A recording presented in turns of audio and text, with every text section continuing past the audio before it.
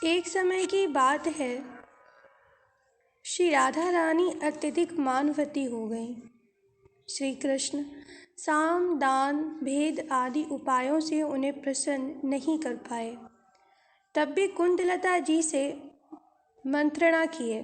इसके बाद वे वस्त्र आभूषण परिधान एक सखी के रूप में सुसज्जित होकर कोयल सुर में गाने लगे और कुंदलता जी के साथ वार्तालाप करते हुए श्री राधा रानी से मिलने चल पड़े।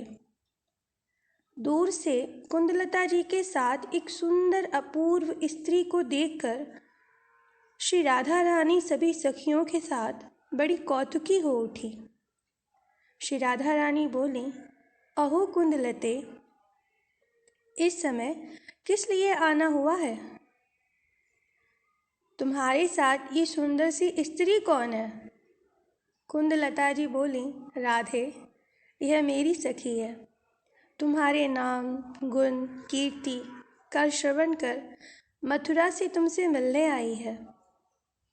यह संगीत विद्या में बड़ी ही निपुण है। तुम एक बार स्वयं सुनकर निर्णय कर लो।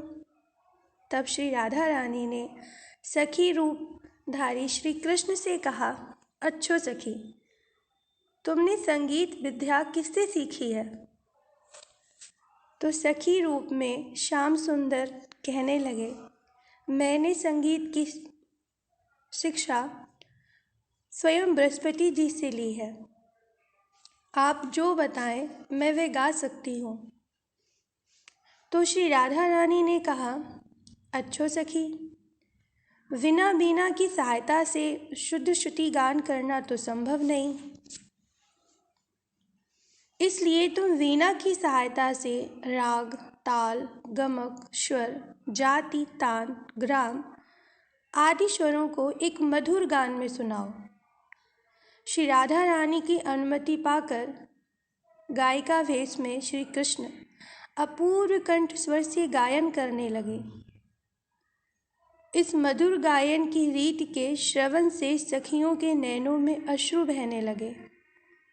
मानवती श्री राधा रानी का मान भी चला गया, अर्थात श्री राधा रानी भाव विभोर उठी। वे अत्यंत प्रसन्न होकर बोली, सखी, तुम्हारा गायन बड़ा मधुर है। मैं तुम्हें कुछ पुरस्कार देना चाहती हूँ। कहो, तुम्हें क्या चाहिए?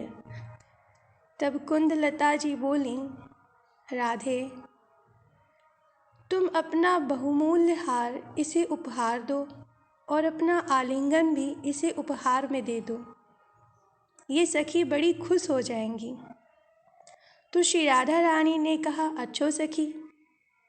श्री राधा रानी ने अपना हार उतार कर श्री श्याम सुंदर जी के गले में डाल दिया और आलिंगन कर लिया। आलिंगन करते ही श्री राधा रानी अपने प्रियतम श्री श्याम सुंदर को पहचान गई और कुंदलता जी की तरफ कटाक्षपात करते हुए हंसकर श्री श्याम सुंदर से कहने लगी, बहुत हुआ छलिया, मैंने आपको पहचान लिया। यह कहकर उन्होंने पुनः श्री श्याम सुंदर को आलिंगन कर लिया और यह दृश्य देखकर सभी सखियां आनंद से भर गई।